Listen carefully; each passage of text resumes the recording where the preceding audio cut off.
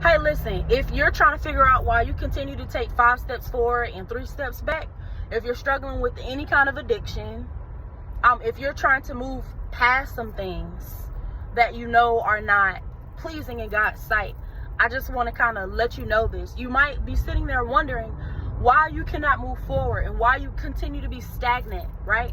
The reason is because there's a fight happening between your spirit and your flesh. And the thing about it is that in this season, God is calling us to have a stronger relationship with Him so that it can strengthen our spirit, so that we can combat the flesh, right? And I just want to tell you, the flesh, the enemy, it has no place in your life.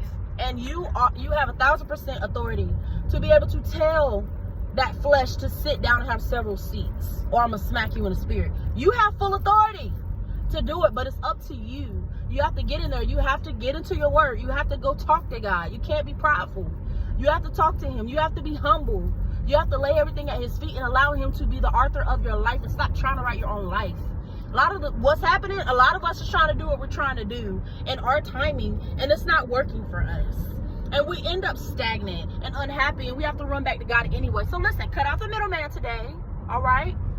Go ahead. Tap into the Spirit. Live that spiritual life that God is calling us to live. Be in His word, okay?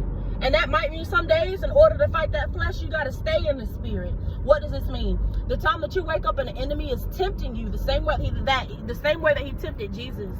That means that you might have to just wake up and play gospel music all day and continue. And you might have to talk to, I can't do that all the time. I sit there, I say, hey, I can't do that. Listen, no.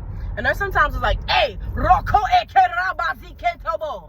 hey, do what works for you, but do not succumb to the flesh. In this season, God is calling us to have this tight relationship. We got to get on it, y'all. Let's go.